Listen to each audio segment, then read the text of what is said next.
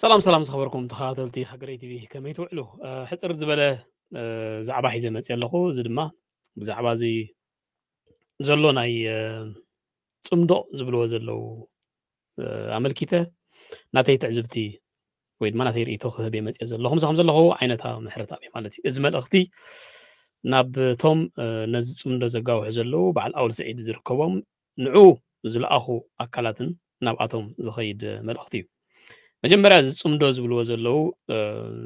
انتاي تحستو انتاي عينت باك جراوند لو بدحري زلو نغرات كنتا يقل زبل ابكال غزيه بسفيحو كنبرو هنفتنا بزلنا عقمي بزتفرالي وغناتون يبرر سلازلو بزعبو تنتناتات يوهب سلازلو او بزح عنقود كاتو ايدلن بنحج مالت بز فيديو زي انا كبلو زلي دلو كن نزي صاوعيت اول سعيد بلسان اول سعيد زوص صاوعيت كاب ايرترا زمت زلو صاوعيت ناي صمدو ناي نيرتراويان اكتيفيستن تغار اكتيفيستن زملكت مالتي نعم زملكت يو ابزهلخا هليخا بهزبخان بهاجر كان تقدس اكتيفيست برعخا كلنا بصمدو زي كدهبالو يزبل صاوعيت مالت ስለዚህ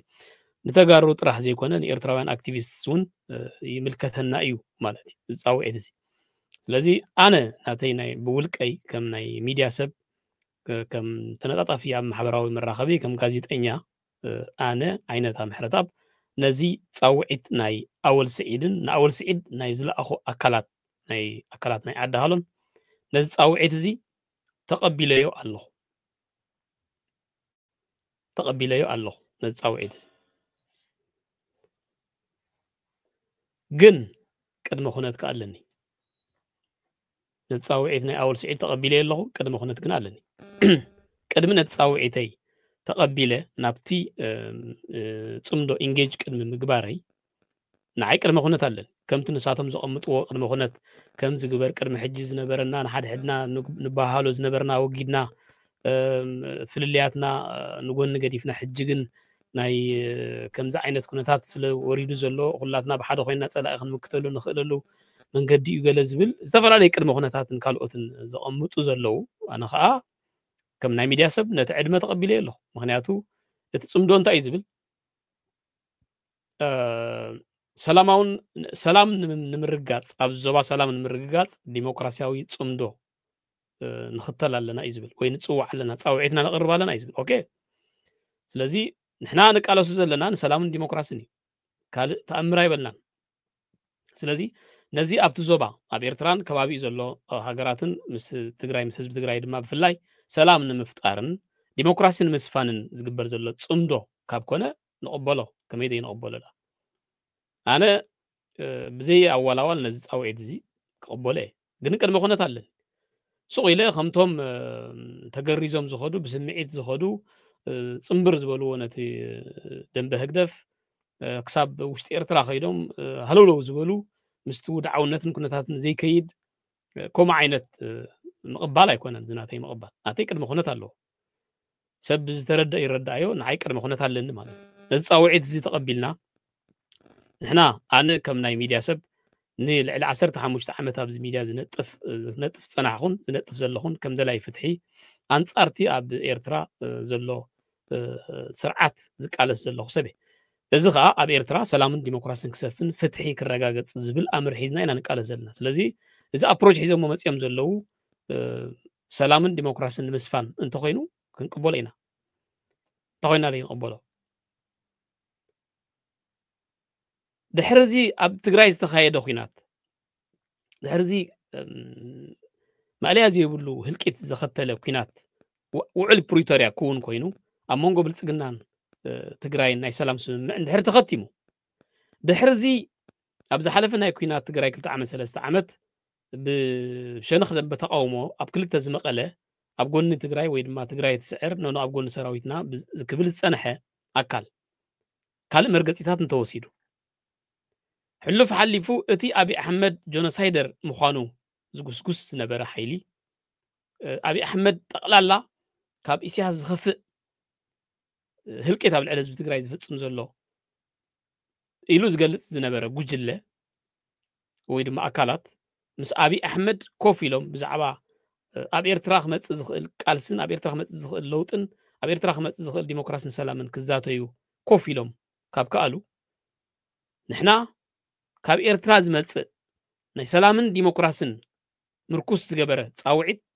أنا بولكي تقبلي له حج سبات نزا تقبلي له تبل تراي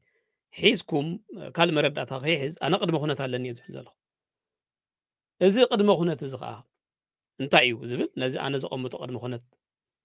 ርኢኹምን ሰሚዕኹምን ነቲ ተቐቢለ ኣለኹ ዝብሎ ዘለኹ ኣነ ንዕኡ ዘለኩም ርእይቶ ክትህቡ ትኽእሉ ንዕኡ ከይሰማዕኹም ግን ነዛ ተቐቢለ ኣለኹ ትብል ጥራሕ ብምቑራፅ ዝግበር ካምፔን እንተሎ እሱ ናይ ሰነፋት እዩ ዝኸውን ኦኬ ናተይ ቅድሚ ኩነት እንታይ እዩ መጀመርያ ኣወል ስዒድን ንዕኡ ዝለኣኹ ኣካላትን ቅድሚ ምስ ህዝቢ ትግራይን ምስ ኣክቲቪስት ትግራይን ምትዕራቆም ምስ ነብሶምን ምስ ህዝቦምን ክዕረቑ እቲ ቀዳማይ ክግበር ዘለዎ ነገር እዩ ናይ ብሓቂ እዚ ጽምዶ እዚ ጥዕና ዘለዎ ድዩ ኣይኮነን ክንረጋግጽ ንኽእለሉ መንገዲ እቲ እንኮ መንገዲ እዚ ጥራይ መጀመርያ ንውሽጦም ክርእዩ ይኽእሉ ኣሎ ምስ ህዝቢ ትግራይ ክዕረቑ ምስ ነብሶምን ምስ ህዝቢ ኤርትራን ክዕረቑ ኣሎ ህዝቢ ኤርትራ ብፍርሕን ብራዕድን ይመርሕዎ ስለ ዘለዉ ምስ ህዝቢ ኤርትራ ኢድን ጓንትን ኮይኖም ዝኸዱ ዘለዉ እዩ ዝመስሎም ከምኡ ግን ኣይኮነን እቲ ሓቂ ንሶምን ይፈልጥዎ እዮም መጀመርያ ምስ ነብሶም ክዕረቑ ኣሎ ምስ ነብሶም ስለ ዘይተዓረቑ እዩ ኣብዚ ኩሉ ሽግር ኣቲና ዘለና ካልኣይ ምስ ህዝቢ ኤርትራ ክዕረቑ ኣሎ እቲ ሳልሳይ ክገብርዎ ዘለዎም ቅድሚ ምስ ናይ ተጋሩ ኣክቲቪስትስ ወይ ጋዜጠኛታት ቅድሚ ምትዕራቆምን ጽምዶ ምፍጣሮምን ነቶም ብዘይገበን ንልዕሊ 20 ዓመት ኣብ ጎዳጉዲ ኣስፊሮሞም ዘለዉ ናይ ብሕቲ ጋዜጠኛታት ንዕኦም ክፈትሕዎም ክኽእሉ ኣሎ ነዞም ልዕሊ 20 ዓመት ኣብ ትሕቲ ጎዳጉዲ ኣስፊሮሞም ዘለዉ ጋዜጠኛታት እቶም ብሂወት ዘለውን ተፈቲሖሞም እቶም ኣብቲ ቤት ማእሰርታት ዝሞቱ ከዓ እንተኽሒሶሞም ንኻልኦት ናይ ፖለቲካ ኣስራትን ካልኦትን እቶም ብሂወት ዘለውን ተፈቲሖሞም ነቶም ዝሞቱ ከዓኒ ይቕራ ሓቲቶም ንህዝቢ ኤርትራ ይቕራ ሓቲቶም እንተ ደኣ ክሒሶሞም ሽዑ ምስ ነብሶም ከም ዝተዓረቑ ምስ ህዝቦም ከም ዝተዓረቑ ብምርዳእ ምስ ህዝቢ ትግራይ ከዓ ክገብርዎ ዝደልዩ ዘለዉ ዕርቅን ጽምዶን ናይ ብሓቂ ምዃኑ ንፈልጥ እሞ ሽዑ ንጽምበሮ እዚ እቲ ናተይ ቅድሚ ኩነት ናይ ብሕቲ ጋዜጣታት ድሕሪ ምዕፃወን ዝተገብረ ማእሰርቲ ብዘይ ገበን ብዘይ ፍርዲ ልዕሊ 20 ዓመት ኣብ ጎዳጉዲ ዘለዉ ጋዜጠኛታት ንምዝኻር ዝኣክል ማቴዎስ ሃብተኣብ ናይ ማትስ ክኢላ ኣዳላዊ መቃልሕ መድሃኒ ሃይለ ናይ ሕጊ ምሩቕ ኣዳላዊ ቀስተ ደመና ዝነበረ ዳዊት ወድ መምህር ናይ ፊዚክስ ክኢላ መቃልሕ سعيد عبد السلام كدر نا ايكونوميكس كيلا حداس ادماس امانير اسرات سويل اند واتر كونزرفيشن زمن عبدالله ناي زمن داويت إيسا سوداناوي إيرتراوي غازيتنيا عبدالله ناي سيتيتن كالوتن للعسر سلسة وعسر سلسة بيلوم زخونو غازيتنيا تات ناي بحث غازيتات زحاتمو زنبرو حسابات راي صحفو زنبرو أزي الرمز خونه سنة مقبراوي بزخونه منقدي بروفيشنالي ناي بحث غازيتات ويدما ناي نص برس نوحدات عمتات زدالو زنبرو غازيتنيا كبرتات حبرت سومن كبر هاجرومن هزبومن أب جمد زأتوه بروفيشنو زحلوه ناي بحتي غازيتات رئيتات يهانس سلز نبرو مستم إسار جل 10 حموشن دحري يوز صعب زنبر رئيتاتن أب ناب أنصار سرعات زخده سرعات كجبرهم زلوا نقفيتاو تحس زلوا مدبات راي تروح سلز نبرو يدالو سلز نبرو ناي جل 10 حموشن حسابات انت ايدليتاتهم من حزب خدليو حزب خبلو يكردو زدليو زلوا نجر انتايو بعصيرو حسابات ناي جل 10 حموشن كالن يسفرو سلز نبرو طراي أب قيد زاتو بزي كسن بزي فردن أبي كم زلوا زي فلتو أبغى دا قد زلوا بروفيشنالات غازيتنياتات ترى يوتيوبراتن أكتيفيستاتن زنا حجي زلنا ديكونو بروفيشنالي نتي غازيتنيات أبس مرا يونيفرسيتي تمرقهم قاليهم نتينا تمرقلو مويا غاديفهم نابز غازيتنيات زمصيوم نز غازيتنيات زغا أب تاريخ إيرترا من الباتن فلما غزي ناي بحث غازيتات بروفيشنو بزحلو ملكع نحزبي أماراتيتات زقربون ناي ميديا سبات نزيوم أب غدغاد أسفيركا أب أمريكان أوروبا نزلوا ناي تግራይ أكتيفيستس عديمكا عرق فصيمه ياي صمدو خغبر يمبال ازي فشكولنا اي بوليتيكا زموت دماي بعد اول كتردو زلكم ازي امبر نحنا مجمريا مس نفسهم دحري مزم خقلصهم صنحكو ጋዜጠኛታት مسኦም عرق انتفصينكم مس نفسكم عرق انتفصينكم مس جزاء نفسكم مس حزب ኤርትራ عرق انتفصينكم ነዚ ተብልዎ ዘለኹም ጻውዒት ምስ ህዝቢ ትግራይ ምትዕራቕ ምስ ናይ ኣክቲቪስት ተጋሩ ጽምዶ ምግባር ገለ ዝብል ኦሬዲ ፍርቅ መንገዲ ዘብጻሕናዮ ጉዳይ ስለ ዝኾነ ኣነ ብኢትዮጵያ ከለኹ መደብ ህዝብን ህዝቢ ዝበሃል ጉጅለ ባህሊ ሙሉእ ሒዝና ኣብ ማዓስከራትን ኣብ ትግራይን ዘሎ ከተማታት እነርኢ ዝነበርና ነቲ ዝነበረ ናይ ኩናት ቅርሕንታት ከነጽብብ ኣነ ንብጾተይን ዝከኣልና ዋጋ ዝኸፈልና ሰባት ኢና ነዚ ፍርቅ መንገዲ ኦሬዲ ኣብጽሕናዮ ዝነበርና እቲ ህዝቢ ቁስሉ ከይሓክኽ ሰላማዊ ዝኾነ ኣትሞስፌር ክፍጠር እቲ ቅርሕንትን ቂምን ሚኒማይዝ እንዳገበርናዮ ክንከይድ ብዝብል ናይ ህዝብን ህዝቢ መደባት ንገብሮ ዝነበርና ስነ ጥበበኛታት ጉጅለ ባህልታት ናብ ትግራይ ንገብሮ ዝነበርና ወፍሪ ኣብ ኣርካይቫት ኣሎ ኦሬዲ ልዕሊ ፍርቂ መንገዲ ብፅሕናዮ ዝነበርና እዩ ብኩናት መንገዲ እንደገና ናብ ካልእ ቅርሕንቲ እቲኹሞ ዘለኹ ስለዚ እዚ ትኸድዎ ዘለኹም መንገዲ ኦሬዲ ከይድናዮ ኢና ንሕና ማለት ተኸይዱ እዩ መንገዲ እዚ ተኸይዱ እዩ መንጎ ህዝቢ ትግራይን ህዝቢ ኤርትራን ናይ ፖለቲከኛታት ሽግር ተዘይኮይኑ ናይ ህዝቢ ሽግር የለን እዚ ህዝቢ ከምዚ መንገዲ ክርድኦ ኣለዎ ዝብል ካምፔን መደብ ህዝብን ህዝቢ ብዙሕ ግዜ ኣነን ካልኦት ብፆተይን ትግራይ ከይድና ኣብ ምስ ህዝቢ ትግራይ ዝገበርናዮ ርክባት ኣብ ኣርካይቫት ኣሎ እዚ መንገዲ እዚ ኦሬዲ ክንጓዓዞ ዝፀናሕና መንገዲ እዩ ምስ ናይ ትግራይ ስነ ጥበበኛታት ምስ ናይ ትግራይ ናይ ሚድያ ሰባት ክንጓዓዞ ዝፀናሕና መንገዲ እዩ ኦሬዲ ልዕሊ ፍርቂ በፂሕናዮ ኢና እዚ መንገዲ እዚ ብዙሕ ተሸግሩና የምነበረን እዚ ግን ኣወል እንታይ ይብል ነይሩ ኣብ ፃውዒቱ ናይ ክልተ ጎራሓት ሓመኹሽቲ ስንቆም ጽምዶ ኣይኮነን ይብል ነይሩ ናይ ክልተ ጎራሓት ሓመኹሽቲ ስንቆም ጽምዶን እንተደኣ ዘይኮይኑ እዚ ንብሎ ዘለና ንሕና ኤርትራውያን እቶም ገለገለ ተጋሩ አክቲቪስትስ ሕጂ ነዚ ጉዳይ እዚ ብዘይ ቅድመ ኩነት ተቀቢሎሞ ክኾኑ ይኽእሉ እዮም ስለምንታይ ቅድመ ኩነት ናቶም ምስቲ ትግራይ ዘለዎ ኩነታትን ምስቲ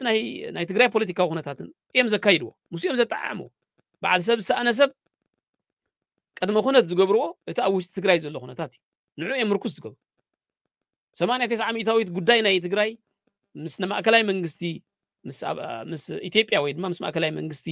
ይዘርባሓና ኣብ ዝብል መደምደምታ እንተዳ ተበፂሑ ነዚ ዝግበር ዘሎ ጽምዶ ዝበሃል ዘሎ ጽምዶ ሕጂ ብጎባ ዓይኖም ዝርእሉ መንገዲ ንዖም ቀሊል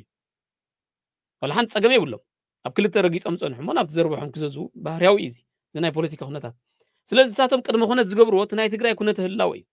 ንሕና ኤርትራውያን ግን እቲ ቅድመ ኩነት ንገብሮ እቲ ናይ ኤርትራ ኩነት ህላው እዩ ስለዚ ኩልኻ ብሃገርካን ብህዝብኻን ዘይትደራደር ብልኡላውነት ናይ ሃገርካ ኣብ ግምት እቲኻ ትቃለስ ኩልኻ ስነ አክቲቪስት ኤርትራዊ ይኹን ትግራዋይ ናብ ጽምዶ ዝኽጽምበር ጻውዒት ተቀርበልካ ኣሎ ኦኬ ተቀቢልና ጻውዒ ሕና እውን ኣነ ፐርሰናሊ ልኡላውነት ናይ ህዝቢ ኤርትራን ናይ ሃገር ኤርትራን ኣብ ዋጋ ዕዳጋ እቲ ኣይፈልጥን ኣብ ኩሉ ንጥፈታት ናይ ሚድያታተይ ናይ ልዕሊ 15 ዓመት ዝኸድክዎ ክብርታት ናይ ሰማዕታት ክብርታት ናይ ታሪክ ህዝቢ ኤርትራ ብሓፈሻ ዝትንክፍ ሰብ ኣይኮንኩን እሱ ብምግባር ክመጽእ ዝኽእል ለውጢ የለን ኢለ ስለዝኣምን ሕልናይ ከዓ ስለ ዘይፈቅዶ ነቶም ከምኡ ዓይነት ምትንኻፍ ዝገብሩ ነቶም ክብርታት ሰማዕታትን ነቲ ታሪክ ብሓፈሻ ከቋሹ ዝፍትኑን ክቃለስ ዝጸናሕኹ ሰብ ብውየ ዝፍለጥ ተፈተወ ተጸልአ ስለዚ እወ ነዚ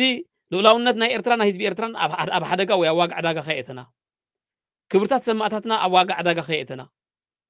ክንቃለስ ዝጸናሕና አክቲቪስትስ ንዓና እንተኮይኑ ትዕድመ ኣነ ተቐቢለ ኣለኹ ብውልቀይ ነዚ ምስክርነት ኣብ ናተይ ሞኖሎጋት ኣብ ናተይ ግጥምታት ከይድካ ምውካስ ይከኣል እዩ ከይትመፁና ብኦም ተዛረብባ ጉንበት ዝብል ብዙሕ ሞኖሎጋት ብዙሕ ግጥምታት ካልኦትን ኣብኡ ክትረኽቡ ትኽእል ኢኻ ነዚ ማዕረኽ እንደይ ተቃሊሸ እየ ኣነ ማለት ስለዚ ንዓና እንተኮይኑ ትፃውዒት ነቶም ከምዚ ዓይነት ኣቲቱድ ዝነበረና እንተኮይኑ ትፃውዒት ተቐቢልና ኣለና ግን ቅድመ ኩነት ኣለና ኣነ እዚ ቅድመ ኩነት እዚ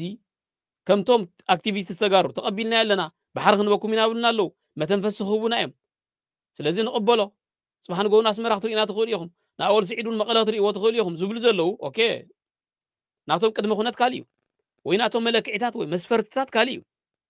ባሕሪ ክህቡና እንተኮይኖም ኣፍ ደገ ባሕሪ ክህቡና እንተኮይኖም ከነተንፍስ ንኽእል እንተኮይንና ንህዝቢ ትግራይ ብኡ መድሃኒት ከነእትወሉ ስንቂ ከነእትወሉ ንኽእል እንተደኣ ኮይንና ዝብል ቅድመ ኩነት ክቐምጡ ናቶም ዕቀኒታት ክቐምጡ ይኽእል እዮም ነዚ ገንሸል ንኹን ንሕና ነስመራ ክንከይድ ድዮም ዝደሊና ዘለዉ ንኸይድ ትማል ንብሎ ዝነበርና ነገር ኩሉ ርስዕ ኣቢልና ምስ ኣወል ስዒድ ክንሰኣል ወይ ምስ ኣወል ስዒድ ከይድና ኣስመራ ሴሌብሬት ክንገብር 24 ጉንበት ከምኡ ድዮም ዝደሊና ዘለዉ ንገብር ጥራይ ንረብሓ ህዝቢ ትግራይ ይኹን እምበር ሰብ ሰኣነሰብ እውን ከምኡ እዩ ዝብል በዓል ስታሊን እውን ከምኡ እዮም ዝብሉ ንረብሓ ህዝቢ ትግራይ ጥራይ ይኹን ንኸፍሎ ዝዋጋ እዚ ክኽፈል እዩ ንኸፍል እዮም ዝብሉ ዘለዉ ስለዚ ቅድመ ኩነት ናቶም እንታይ እዩ مسكونة هلاو ناي بوليتيكا ناي تجراي مسكونة هلاو ناي تي حزب تجراي زلوا خناتاتن كما كلاي منغستي زلوهم امنت مغدالن مسرت زغبره اي مالتي تقدم خناتناتو ازي تقميطهم يم انجيجمنت وي صمدو زغبرو زلو حنا نقمطو قدم خنات ግን ምስ ህዝቢ ኤርትራ ዝተሓሓዝ بقطع اي مالتي مخنياتو انا ህዝቢ ኤርትራ اي ዝቃለስ انا ኤርትራዊ ቃልሰይ ከአና ህዝቢ ኤርትራ ኣብ ካምፔን ትግራይ ትስዕር ኣብ ትግራይ ትስዕር ካምፔን ኣይነበርኩን ኣብ ካምፔን ምስ ሰራዊትና ኣለና ኣው ይነበርኩን ምክንያቱ ነቲ ኩናት ቶታሊ አንጻር ተኩናት ስለ ዝነበርኩ እቲ ኩናት ኣይድግፎን ስለ ዝነበርኩ ብኩሉ ወገን ኣብ ልዕሊ ህዝቢ ትግራይ ዝወርድ ዝነበረ ጨፍጫፍ ግን ኣብ ልዕሊ ህዝቢ ኤርትራ ፅባሕ ክወርድ ስለ ዘይንደልዮን በቲ ሓደ ወገን ከዓ ሰብኣውነት ዝበሃል ስለ ዘሎን ንኹንኖ ነርና ምክንያቱ ግቡእ ስለ ዘይነበረ ተደይ ኮይኑ ትግራይ ክትስዕርን ከይትስዕርን ተጋሩ ዝምልከት ንቲዲኤፍ ዝምልከት ዝብል ዝነበርኩ ሰብ ስለዚ ሕጂ ምስ አብይ አሕመድ ከይደ ጽምዶ ዝፈጥረሉ ምክንያት የብለኝ ምክንያቱ አብይ አሕመድ ምን ምዃኑ ኦሬዲ አቀዲመ ፈሊጠ ስለ ዝነበርኩ ፈሊጠውን ስለ ዘለኹ ንምትሕጋዝ አብይ አሕመድ ክመጽእ ኣብ ኤርትራ ክመጽእ ዝኽእል ቁርዒ ለውጢ ኣሎ ኢለ ስለዚ ኣምን ዕንወት እምበር ለውጢ ኣሎ ኢለ ስለዚ ኣምን ማለት ነቶም ነቲ መንገዲ ዝኽተሉ ዘለዉ ግን አንጻሮም እውን ጠጠው አይብልን 10 ዓመትን ልዕሊኡን ኣብ ኢትዮጵያ ነርና ኢና ልዕሌና ነትና ኢትዮጵያ ኩነት ህላወ ልዕሌና ነትና ኢትዮጵያ ፖለቲካዊ ትርኮታት ክፈልጦ ዝኽእል ሰብ ማዕሬና ክህሉ ክእል ልዕሌና ክህሉ ይክእልኒ ነዚ ብኩሉ ብግምት እቴ ንናይ አብይ አሕመድ ቁልዕነታዊ ፖለቲካ ናይ ቁልዕነት ፖለቲካ ጾታ ናይ አብይ አሕመድ ናይ ዘይ ምእማን ናይ ዘይ ተኣማንነት ፐርሶናሊቲ ኣብ ግምት ምእታው ምስ አብይ አሕመድ ወይ ምስ ብልጽግና ኮይንካ ክግበር ዝኽእል ነገር ጥዑይ ዝኾነ ናይ ለውጢ ፕሮግረስ ኣሎ ኢለ ስለዚ ኣምን ንዑ ኣይድግፍን እቶም ዝኸዱ ከዓ ይፈትንዎ አንጻሮም እውን ጠጠው አይብልን ናብዚ ርእሰይ ንምምላስ ግን ብወገን ኤርትራ ዝመጽእ ዘሎ ኣወል ስዒድ ክሳብ ሕጂ ሰብ ባዕሉ ዝብሎ ዘሎ ዝመስሎ ነይሩ ክኸውን ይኽእል ወይ ኣወል ስዒድ ክሳብ ሕጂ ናተይ ርእይቶ እንዳበለ እምበር ምስ መንግስቲ ናይ መንግስቲ ተልእኾ ሒዙ ይመጽእ ከም ዘሎ ክእመን ብዙሕ ግዜ ኣይንሪኦን ኢና ትማሊ ግን ፕረዚደንት ሃገረይ ፈቂድልኩም ኣሎ ዝብል ኦፊሻሊ እቲ መንግስቲ ከም ዝልእኾ ስለ ዝተኣመነ ቅድሚ ሕጂ እውን ከምኡ ምንባር ንፈልጥ ኢና ግን ኦፊሻሊ ስለ ዝተኣመነ ኦኬ እዚ ፃውዒት እዚ ከዓ ንኹላትና ንኤርትራውያንን ኣብ ዝነበርካ ንበር ንኤርትራውን ንትግራዋይን ስለ ዝኾነ እቶም ተጋሩ ኮንሲደር ዝገብርዎ ነገር ናቶም ኣለዎም ንሕና ከዓ ኮንሲደር ንገብሮ ነገር ኣለና ስለዚ ኣነ ነዚ ፃውዒት እዚ ተቐቢለ ኣለኹ ግን ከዓ ቅድሚ ኩነት ኣለኒ ከመይ ጌርካ ነዚ ስርዓት እዚ ተኣምኖ ከመይ ዓይነት እንታይ ምእማን ዘይምእማን ካልእ ጉዳይ ነዚ ስርዓት እዚ ኣሚነዮን ናይ ኣሚነዮን ኣይኮን ስርዓት እዚ ከኣምኖ እውን ኣይክእልን ስለዚ ኣመንኩ ወይ ከዓ ቅድሚ ኩነት ዝብል ዘለኹ ስለዚ ንሕና ቅድሚ ኩነት ኣለና ኣነ ብዚ ቅድሚት ወፅየ ዛረብ ስለ ዘለኹ እምበር ኣነን ካልኦት ብፆተይን ቅድሚ ኩነት ኣለና እዚ ቅድሚ ኩነት እዚ ከዓ ኣወልን ለኣኽቱን ምስ ነብሶም ከም ዝተዓረቑ ምስ ህዝቦም ከም ዝተዓረቑ ከርኢ ዝኽእል ቅድሚ ኩነት እዩ ኣቐዲመ ተንኪፈዮ ፀኒሐ ስለዚ እዚ ጉዳይ እዚ ንሰላምን ዲሞክራስን ዝዓለመ ጽምዶ እንተኮይኑ ነቶም ሰላምን ዲሞክራስን ኣብ ኤርትራ ክህሉ ዝሓተቱ ኣብ ጎዳጉዲ ዝሰፈሩ ቀድም ምስኦም ተዓረቑ ወጅላ 15 ሰላምን ዲሞክራስን እዮም ሓቲቶም ለውጢ ንግበር ነዚ ህዝቢ ዝኣተናሉ መብፅዕ ኣሎ እንተኣከብ ህፁፅ ኣኼባ የድልየና ኣሎ ጉባኤ ንግበር ምርጫ ንግበር ቅዋምና ነፅድቕ እዮም ኢሎም እዚኣ ስለ ዝበሉ እዮም ተኣሲሮም ኣበይ ኣለዉ ኣይንፈልጥን ቢትወደድ ኣብርሃ እዚ ኢሉ ካልእ ዝበሎ የብሉ ካልእ ትርኪ ምርኪ ሞ ግደፎ ከምዚ ገይሩ ሽኮር ዶ ዊስኪ ዶ ገለ ዝበሃል ትርኪ ምርኪ ንኽጥዕሞም ክሲ ዘቕረብዎ ዋላ ሓንቲ ጥዑይ ክሲ ከማ እንደይኮነ ፀለመ ንበሎ እዚ ገዲፍና ቢትወደድ ኣብርሃ ኣብተን ዝተኣሰረለን ውሕዳት ግዜ ዝበሎ እዚ ሕጂ ኣወል ስዒድ ኣንገረር ዝብሎ ዘሎ ካብኡ ብዝለዓለ መንገዲ ካብኡ ብዝበለፀ መንገዲ ኣቐሚጡ ኣሎ ብዛዕባ ሰላምን ዲሞክራሲ ከምኡ ዝፀውዐ ንፀላኢ ፈታዊ ዝቕይር መንግስቲ ዘድልየና ዘሎ ኣስፊሑ ዝሓስብ ብረት ንዘዋጣውት ዘቕርብ ቃል ብቃሉ እዚ ንዝበለ ቢትወደድ ኣብርሃ ዝተባሃለ ጅግና ኣብ ጉድጓድ ዘስፈረ ጉጅለ ሕጂ ምስ ናይ ተጋሩ ኣክቲቪስትስ ጽምዶ ክፈጥር እንተበለ እታ ምስላ ክልተ ጎራሓት ሓመኹሽቲ ስንቆም ዘይምዃና እንታይ ውሕስነት ኣለኩም ስለዚ ነቶም ንሰላምን ዲሞክራስን ንስኹም ሕጂ ትዝምርዎ ዘለኹም ሰላምን ዲሞክራስን ናይ ብሓቂ እንተኮይኑ እዚ ኢንጌጅመንት ዝደልይዎ ዘለኹም እዚ ዕርቂ ዝደልይዎ ዘለኹም ነቶም ሰላምን ዲሞክራስን ስለ ዝሓተቱ ዝኣሰርኩሞም ኣበይ ከም ዘለዉ ዘይፍለጡ ኣብ ጎዳጉ ጉዳኣት እዮም ዘለዉ ነዚኦም ፍትሕዎም ነቶም ዝሞቱ ከዓ ይቕራሕ ተትዎም ካሕሳ ግበሩ ሽዑ ምስ ህዝብኹም ተዓሪቕኩም ከም ዘለኹም ኮንፊርሜሽን እዩ ንዓና እዚ ናይ ልብኹም ምዃኑ ትደልይዎ ዘለኹም ነቲ ሰላምን ዲሞክራስን ነቲ ዕርቂ ምስ ህዝቢ ትግራይን ምስ ኣክቲቪስት ትግራይን ዋት ኤቨር ኣብ ኤርትራ ኣብቲ ከባቢ ኩናት ከይህሉ ንሰላም ትፅዕሩ ምህላኩም ኮንፊርሜሽን ምኾነና ነይሩ ንዓና ስለዚ ቅድመ ኩነትና እዚ እዩ ነቶም ሓሳቦም ስለ ዝገለጹ ጥራይ ኣብ ጎዳጉዲ ዘስፈርኩሞም ናይ ብሕቲ ጋዜጠኛታት ንዕኦም ፍትሕዎም ነቶም ዝሞቱ ከዓ ይቕረ ሓቲትኩም ካሕሳ ግበሩ ዝግባእ ካሕሳ ዋላ እኳ ንህይወቶም ዝመጣጠን ካሕሳ ተዘይሃለዎ እዚ ምስ ትገብሩ ናይ ብሓቂ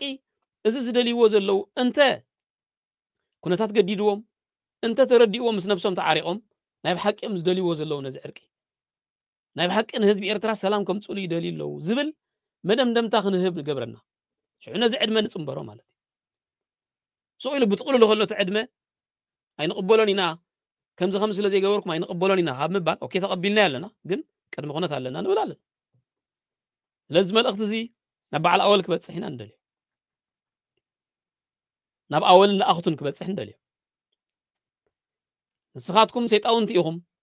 ንዕርቂ ተበጊስኩም ኣይትፈልጡን ንዲሞክራሲ ሓሲብኩም እውን ኣይትፈልጡን ጽቡቕ ናይ ህዝቢ ኤርትራ ሓሲብኩም ኣይትፈልጡን ብሕጁ ናይ ክትሓስቡን ኢኹም ኢና መደምደምታ ሂብና ካብ ብጭፍንነት ንኸይድ ኦኬ እስከ ማለት ማሊ ሚልዮን ኣጥፊኦም ኣብ ፕሪቶሪያ ጠጠው ካበሉ ኣብ ፕሪቶሪያ ኮፍ ካበሉ ህወሓትን ብልጽግና ትማለት ማሊ ኣብይ ኣሕመድ ጨካን ኣረሜን ዝብልዎ ዝነበሩ ተቃወምቲ ኢና ዝበሃልቲ ጉጅለ ምስ ኣብይ ኣሕመድ ኮፍ ካበሉ ንሕና ከዓ ዝቅድመ ኩነት እዚ እንተደኣ ተመሊሱ እሱ እንዲ ነይሩ ድሌትና ምስ በዓል ኣወል ስዒድ ኮፍ ንብል ስለምንታይ ንብል ብዘይ ቅድመ ኩነት ግን ኣይኮነን ከም ዝብልዎ ዘለዉ ምስ ብልጽግና ተለጢፎም ዘለዉ ብዘይ ቅድመ ኩነት እዩ ንዑ ቤት ጽሕፈት ክንወኩም ኢና ብዝኾንኩም ትቃለሱ ኢኹም ቅድሚ ሕጂ ኸም ተባሂልና ነይሩ ጽባሕ ንጎ ውሕስነት ኣይሃበናን ኢትዮጵያ ተጋሩ ኣክቲቪስትስ ምስ ኣወል ስዒድ ዝገብርዎ ዘለዉ ኢንጌጅመንት ብዘይ ቅድመ ኩነት ኣይኮነን ቅድመ ኩነት ኣለዎም ንዖም ቅድመ ኩነት እዚ ቅድመ ኩነት እዚ ግን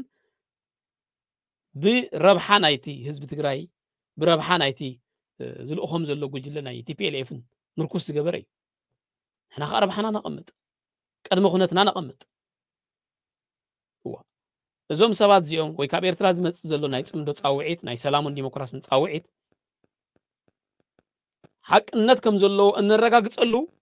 ቅድመ ኩነት ኣሎና እዚ ቅድመ ኩነት ከ እዩ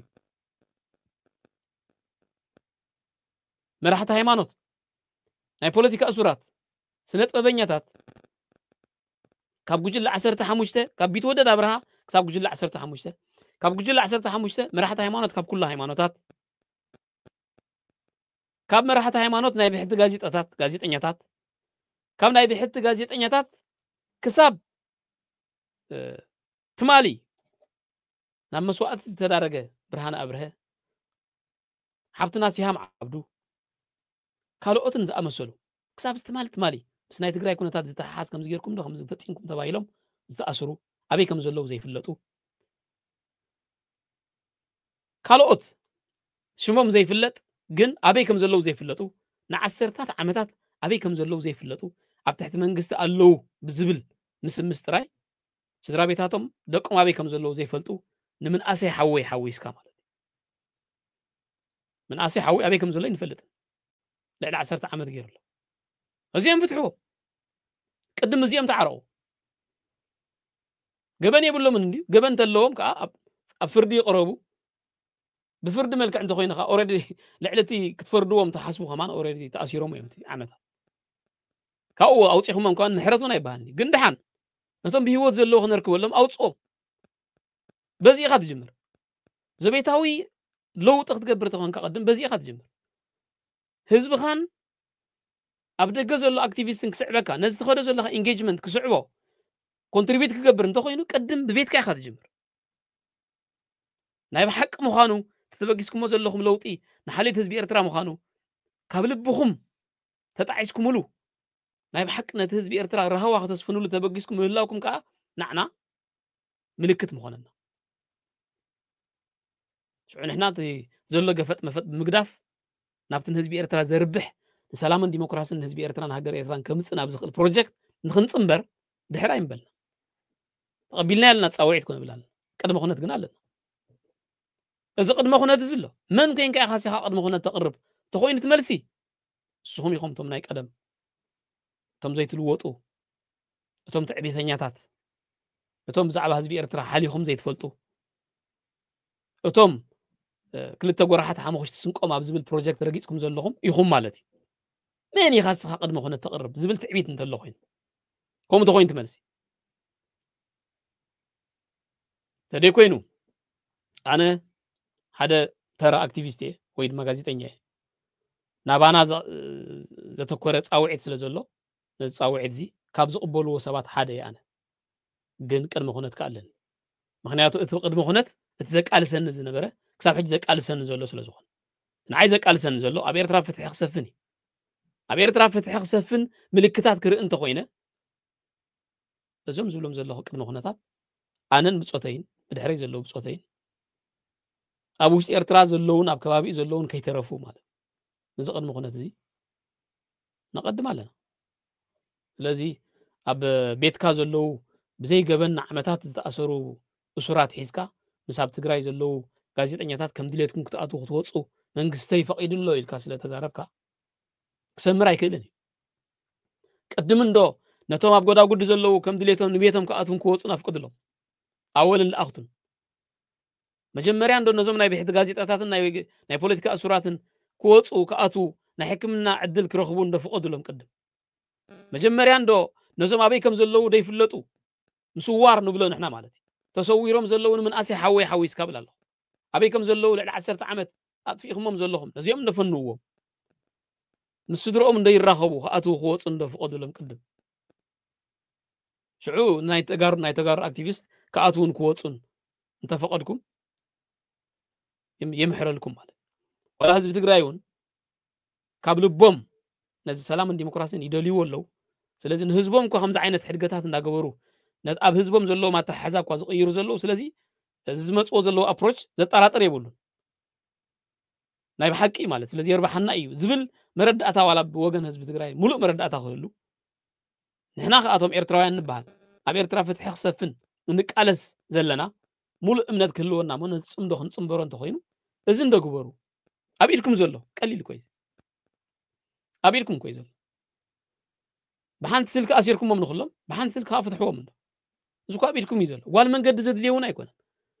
ምንም ኤክስኪውዝ ዘድልየውን ኣይኮነ እዚኦም ዳ ከምዚ እንዲዮም ገለ ዝበሃለሉውን ኣይኮነ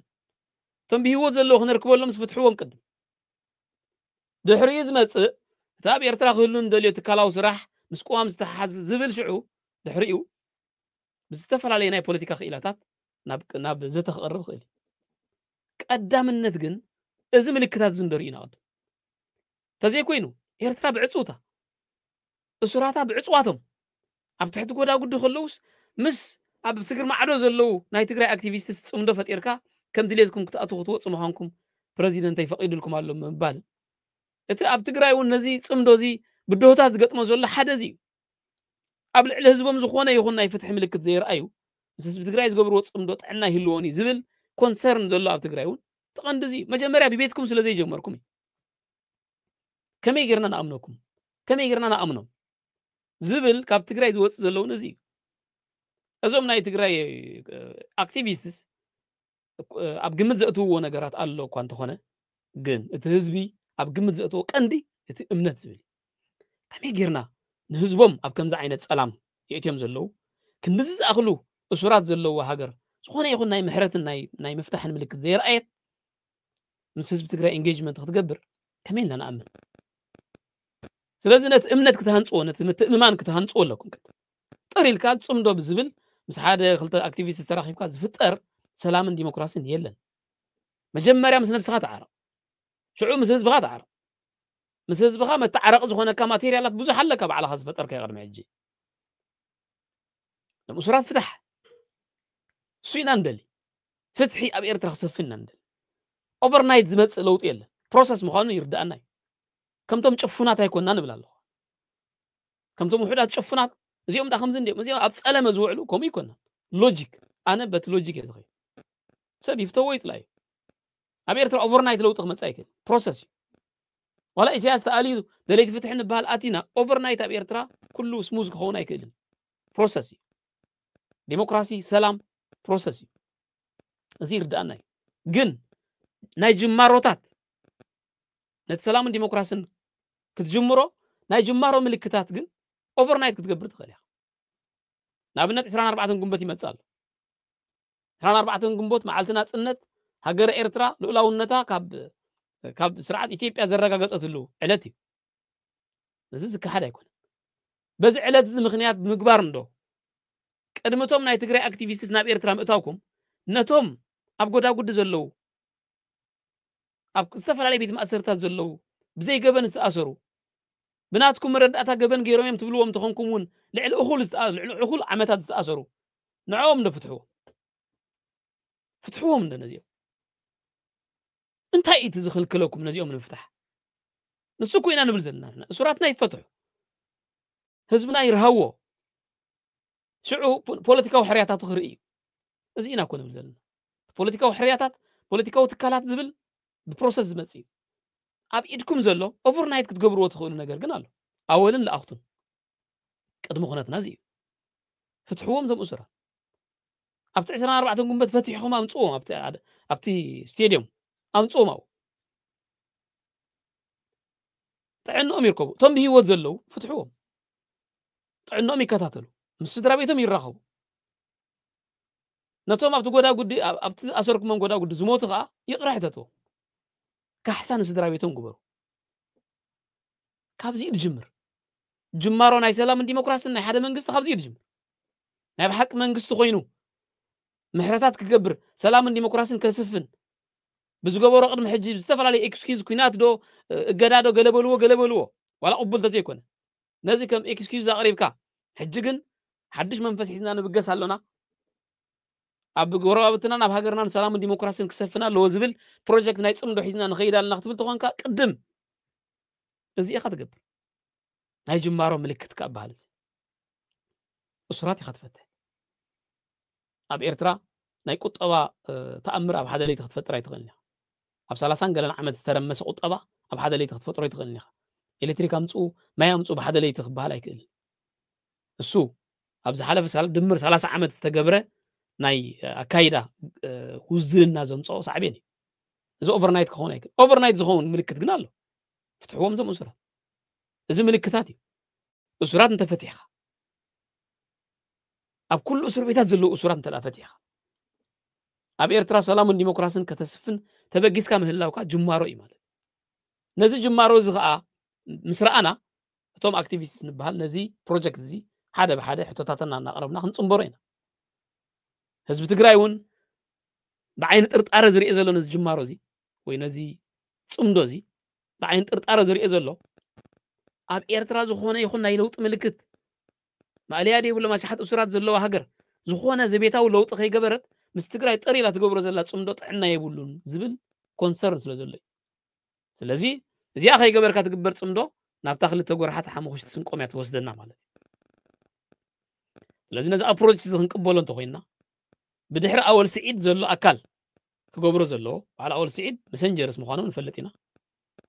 جن بدحر أول سعيد زلوا أكل كجبرو زلوا إذا قد مخنا زي من كين كأخذ قد مخنا تقرب زبل بتعبيد أنت ما تيو ياو أرجع حاسيبنا محمودي زخون زلوا مالتي ولا حنتي لو تقلن ناي لو تحسب يلن مالتي كم تقبيتنا يا زنبرنا خمو خنقبصينا ማለት انت تخكل نتصاوعيت زي تقبلنا لنا ولا خيبلو بتكبر زي تصاوعيت زي كاي تقبلهم ديم ولا حسيبهم نيرهم ديم بزي قد ناتي انا تصاوعيت قد مخونه يزقرب زلو بحد اكتيفيست غيرهم تصاوعيت اقربهم لا حدا ترى غازيتኛ ኮይና انا تصاوعيت يقربالو سيمبل از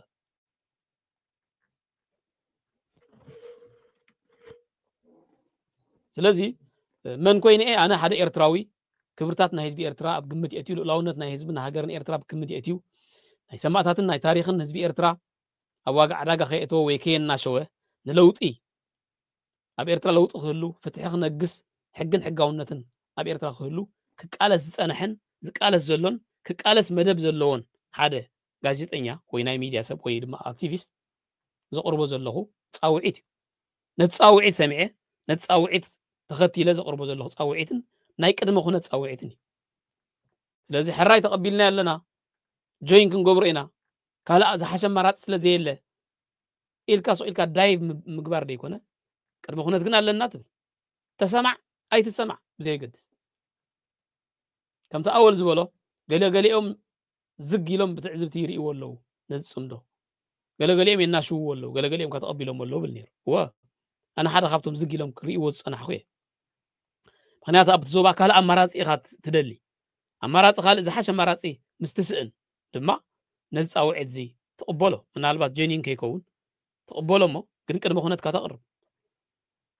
سؤال كدايف أتيخا ويتيفو أتيخايو أو مسكتك أبتي إنجيجمنت ويابتي صمدو مسأتخا أو حتوتات وي كده مخونات كتقرب زي متشو خون خيلي تخسرنا جرون بزح خيلو خيلي حرينا تصاوعين سمعنا يلنا تقبلنا يلنا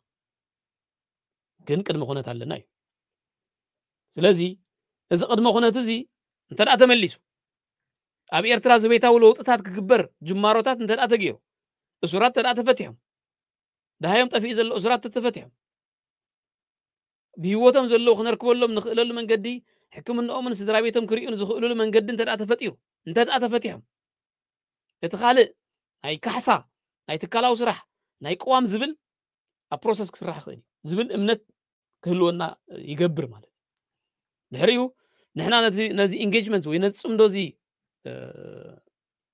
كنحوسو ወይ ክንጽምበሮ ብወገን ህዝቢ ትግራይ ተደጋጋሚ ተጽውዕዎ ዘለኹም ህዝቢ ትግራይ እሞ ስግኣት ዘለዎ ሕብረተሰብ ከዓ ብኡ እውን ተቐባልነት ክህልዎ ይኽእል ከም ሪኮመንዴሽን ከዓ ማለት ስለዚ ፈለማ ምስ ነብስኹም ምስ ህዝብኹም ምስ እሱራትኩም እንተዓረቑ ድሕሪኡ ምስ ህዝቢ ትግራይ ክትዕረቑ ኢኹም እዚ እንተደኣ ተገይሩ ንሕና زحاشة من قدي أبي إرتلا لوط نخلو دفيت كنقبر كا نتصنبرو مالك إتمسس بتقراي كقبر زد الله زلو سلام وركب ويتصمدو أوريدي جميرنا يزن برنا خم تقدم زقلت كوي أبي تيب يخلنا أوريدي مدبات هزبن مسنة أذنياتنا يتقراي كوينا جميرنا يزن برناي أما قال أبشره أب معسكرات عد حرش أب عد حرش زركبو مسنا إيرتراويان ناي تجارون حزب إيرتران حزب تجراين زركوب ناي تخواب نبرتي بس كنتيبا ناي تخواب بمتحبار زجبرنايو مس إيرتراويان تجارون سنة أذنياتات كوينا زجبرنايو بزوح ناي حزب مدب زجبرنا سباتنا أو خاب بزوح نتورك لنا بز مخنيات لازم نزجبر زلوا زبجس زلوا تصمدو درع خنكون نخلينا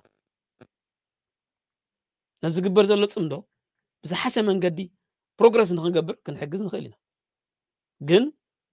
ከምቲ እቶም ናይ ትግራይ አክቲቪስት ተጋሩ ኮይኖም ኮንሲደር ዝገብሩ ወቅድ መኾነት እሞ ኦሬዲ ተመሊስሎም ዘሎ ዛዕባ ናይ ባሕሪ ገለ ዝብል ካልኦትን ተመሊስሎም ዘሎ ተመሊስልና ኣሎ ፑሽ ክንገብሮ ኢና ዝብሉ ዘለው ንሕና ኸ ኤርትራውያን ኮይንና ኸ ኮንሲደር ክንገብሮ ዘለና ቅድሚ ኩነት ከዓ እዚ ክገልፀ ዝፀናሕኹ እዩ ማለት ምክንያቱ ንሱ እዩ ዘቃልሰና ዘሎን ዘቃልሰና ዝነበረ ነዚ ቅድሚ ኩነት እዚ ብምቕራብ ነዚ ተበጊሱ ዘሎ ፅምዶ ዳግመ ግምት ብምግባር كنصنبرون كاين صنبرون نتصاوع سمعنايا تقبلنا አሉና كنصنبرون كاين صنبرون ግን መقبالن ምጽምባርን በበይን ስለዝኾነ كنصنبرون كاين صنبرون ግን እዚ ቅድመ ኩነት እዚ አቅሪብና ኣለና ማለት ነቅርብ ኣለና ስለዚ እዚ መልእኽቲ እዚ ናብ ኣወልን ለኣኽቱኒ ኣወል ስዒድ ብዝገብሮ ዘሎ ናይ ጻውዒት ናይ ዝተፈላለዩ መልእኽታትን ብድሕሪኡ እቲ መንግስቲ ከም ዘሎ ርዱኢ ነይሩ ዝሓብዛ ናይ መወዳእታ ፕሮሰስ ድማ መንግስቲ ከም ዝለኣኸ ባዕሉ ኮንፊርም ገይሩሎ ስለ ዝኾነ ኢና ነዚ ቅድመ ኩነት ነቕርቦ ዘለና ማለት እምበር ኣወል ስዒድ ክምልሶ ዝኽእል ከም ዘይኮነ እዚ ቅድመ ኩነት ንፈልጥ ኢና ግን ኣብዛ ናይ መወዳእታ ፕሮሰስ ናቱ ዘቕረባ መንግስተይ ዝበሎ ብዝብል መንግስቱ ከም ዝለኣኸ ኮንፊርም ስለ ዝገበረ ኦፊሻሊ ኢና ነዚ ቅድመ ኩነት እዚ ከዓ ንገብሮ ዘለና ስለዚ መንግስቱ ከም ዝለኣኸ ኮንፊርም ካብ ገበረ ኣወል እቲ ዝለኣኸ መንግስቲ ከዓ ነዚ ቅድመ ኩነት ከም ዝገብሮ ስለንኣምን ባዕሉ ዝገብሮ ስለ ዝኾነ ባዕሉ ክገብሮ ሕጂ ባዕሉ ዝኣሰሮም ባዕሉ ክፈትሖም ዘፀግሞ ስለ ዘይኮነ ንሕና እዚ ቅድመ ኩነት እዚ ከም ፃውዒት ነቕርብ ኣለና ማለት ነዚ ቅድመ ኩነት እዚ እትቕበሉ ኣብ ተመሳሰልና ተይኩነታት ናይ ሚድያ ኣካላት ዘለኹም ኣብ ደንብ ፍትሒ እንተለኹም እዚ ቅድመ ኮነት እዚ ብተደጋጋሚ ክንደጋግሞ ክንክእል ኣለና ከነስምዕ ንኽእል ኢና ናይ ብሓቂ ኣብ ኤርትራ ፍትሒ ዲሞክራሲ ሰላም ክሰፍን ኢልና ንቃለስ እንተለና ኮይና ነዚ ተበጊሱ ዘሎ ስለዚ ኣመናዮ ጥራይ ብጎባ ዓይንና ርኢና ክላዚኦም ክንብል የብልና ሙሉእ እምነት ምጉዳል ኣብ ልዕሊ እቲ ስርዓት ከም ዘለና ንፈልጥ ኢና ኣነ ሓዊስካ ማለት ግን እዚ ኣፕሮች እዚ ካብ መፀ ኩነታት ዝፈጠሮ እቲ ኩነታት ናይቲ ዞባ ዝፈጠሮ እዚ ኣፕሮች እዚ ካብ መፀ ነቲ ኣፕሮች ከዓ ናብ ረብሓኻ ምቕያር ናትና ናይ ተቃለስቲ ብሉፅ ጎኒ ኮይኑ ክቐርብ ክኽእል ኣሎ ኢልካ ከተናሹ ጥራይ ዘለኣለምካ ክትነብር ኣይትኽእልን ምስ ኣብይ ኣሕመድ ካብ ምፅማድ ምስ ዘይእመን ናይ ፖለቲካ ብሱልነት ዘይብሉ ባሕሪ ንደሊ ኣለና ዝብል ሎሚ ንሕና ተዘይገበርናዮ ጀነሬሽንና ብዚ ሕዝቢ ስለ ዘለና ክሓትዎ እዮም ብሰላም ተዘይመፅኡ ብካልእ መንገዲ ምምፅኡ ይተርፈኒ እንዳበለ ዝፍክር ናይ ፖለቲካ ብሱልነት ከም ዘይብሉ ነዊሕ ነዘን ኣብ ስልጣን ዝፀንሐን ዘርኣየና ቁልዕነታዊ ዝኾነ ምትእኽኻብ ዘለዎ ብልፅግና ምዚ ልፍንትኻ ምግባር ሞ ዝሓስካዮ ቅድሚ ኩነት ዘይብልካ ምስ ስርዓት ኢሳያስ ልፍንቲ ምግባር ይሓይሽ ኣይኮንኩን ዝብል ዘለኹ ነዚ ዝመፅእ ዘሎ ኩነታት ሓቋቂኑ ዝፈጠሮ ዝመፅእ ዘሎ ካብ ውሽጢ ዓዲ ዝመፅእ ዘሎ ኣፕሮች ግን ናብ ረብሓና ክነውዕሎ ክንክእል ኣለና እንተውዒሉልና ማለት ንኣብነት ዝቅድሚ ኩነት ዝነቕርብ ኣነ ሓደ እየ ፀቕጢ ትገብር ፈቲና ፀኒና ኣብ ስልጣን ዘሎ ሓይሊ ንሱ እዩ ስለዚ ብዝኾነ መንገዲ ነቲ ብስልጣን ዘሎ ሓይሊ ክንኣልዮ እንተዘይክኢልና ኣብ ኤርትራ ፍትሕን ዲሞክራስን ሕግን ሕጋውነትን ከነስፍን ንቃለስ እንተለና ብዝኾነ መንገዲ ክሳብ ሕጂ ክንኣልዮ ይከኣልና ስለዚ ነዚ ኩነታት ፈጢርዎ ኩነታት ናይቲ ዞባ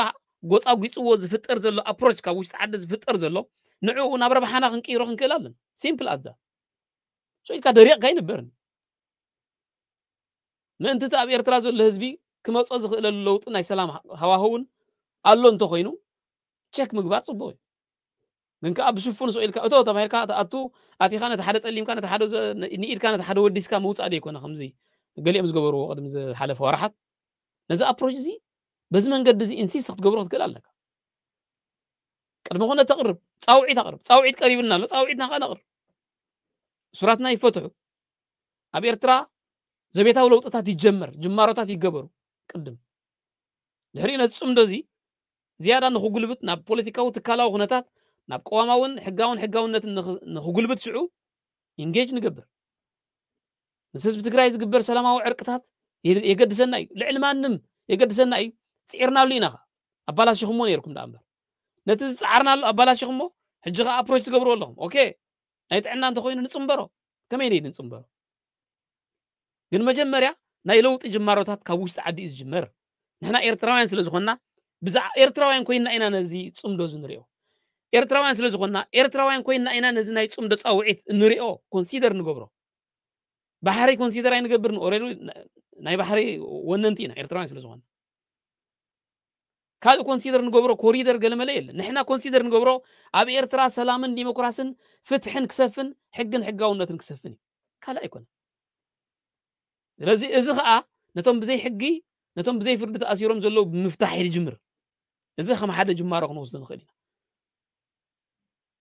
ድሕሪኡ ዝመፅእ ለውጥታት ከዓ ቀሲልካ ይርአ ስለዚ መጀመርያ ዘቤታዊ ለውጢ እንተጌርካ ኣብ ዓድኻ ናይ ዘቤታዊ ለውጢ ምልክታት ወይ ጅማሮታት እንተዳ ጌርካ ድሕሪ ኢኻ ምስ ህዝብካ ትዕረቕ ድሕሪ ምስ ህዝብካ ምዕራቕካ ከዓ ምስ ጎረቤትካ ትዕረቕ ዕፉን ብሽፉኑ ማእልያ ዘይብሎም ናይ ፖለቲካ እሱራት ማእልያ ዘይብሎም እንታይ ከም ዝገበሩ ዘይፍለጡ ንዓሰርታት ዓመታት ኣብ ዘይተፈልጡ እስር ቤታት ዘለው ዜጋታት ሒዝካ ግን ምስ ህዝቢ ትግራይ ዕርቂ ክትፍፅም ኣይትኽእልና ምስ ኣክቲቪስት ትግራይን ናይ ፖለቲካ ኤሊትን ምናልባት በብረብሓታትካ ክትራኸብ ትኽእል ትኸውን ፍጹም ዕርቂ ምስ ህዝቢ ትግራይ ክትገብር ኣይትኽእልን ኢኻ ምስ ህዝቢ ኤርትራ ከይተዓረቕካ ፍጹም ዕርቂ ናይ ምእታውን ምውፃእን መሰል ንውሕዳት ኣክቲቪስት ክትህብ ትኽእል ኢኻ ናይ ምእታውን ምውፃእን መሰል ናይ ምንቅስቃስ መሰል ኣብ ውሽጢ ዓዲ ዓፊንካ ኣብ ጎዳጉዲ ዜጋታት ኣሲርካ ምስ ህዝቢ ትግራይ ክትዕረቕ ኣይትኽእልን ኢኻ ማለት ሲ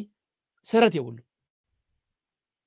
ህዝቢ ትግራይ ከዓ እኹል ዝኾነ መረዳእታ ኣብ ልዕሊ ስርዓት ኢሳያስ ኣለዎ ስለዚ ካብ ትግራይ ብዙሕ ተቃውሞታት ዝመፀ ዘሎ ነዚ ጉዳይ እዚ ካብ ቤትኩም ስለ ዘይጀመርኩም ኣወልን ለኣኽቱን እቲ ሰላምን ዲሞክራስን ንምስፋን ዝግበር ዘሎ ጽምዶ ትብልዎ ዘለኹም መጀመርያ ካብ ቤትኩም ክጅምር ኣሎ እቲ ኣብ ኤርትራ ማይ ዘየለ ባኒ ዘየለስ ምስ ትግራይ ገለመለ ገለ ዝበሃል እዚ ናይ ኣብ ኤርትራ ሓንቲ ከም ዘየለ ንፈልጥ ኢና ህዝቢ ትግራይ ባሕሪ ኣብ ደገ ባሕሪ እንተሂብካዮ ብዙሕ ረብሓታት ክህልዎ ከም ዝኽእል ንፈልጦ ኢና ግን እዚ መሸቀጥ ክኸውን የብሉ መጀመርያ ዘቤታዊ ለውጢ የድሊ ቅድሚ ኩነትና እዚ ኣብ ኤርትራ ፍትሒ ክነግስ ተኮይኑ ዘቤታዊ ለውጢ የድሊ ዘቤታዊ ለውጥን ምዕራያትን ግበሩ እሱራት ፍትሑ ትካላትኩም ኣማዕራሪ እዩ ነቲ ጽምዶ ምቹእነት ክፈጥረሉ ይኽእል እዩ እዚ እንተጌርኩም እዞም እሱራት እዚኦም ነዚ ንስኹም ትፅውዕዎ ዘለኹም ናይ ሰላምን ዲሞክራስን ጽምዶታት ልዕሊ እዚ ገይሮም ዝገለጹን ጻውዒት ዘቕረቡ ናይ ፖለቲካ እሱራት ቢትውደድ ኣብርሃ ናይ ጋዜጣ ናይ ብሕቲ ጋዜጣታት እሱራት ነዚኣቶም ፍትሑ እቶም ብሂወት ዘለዉ ማለት ኦኬ ሓደ ምልክት ክንወስድ ኢና ሽዑ ናብ ዝለዓለ ደረጃ ንኽመጽእ ሲሪየስ ዝኾነ ፕሮግረስ ንኽህልዎ ከዓ ንሕና ናትና ኢምፓክት ንገብር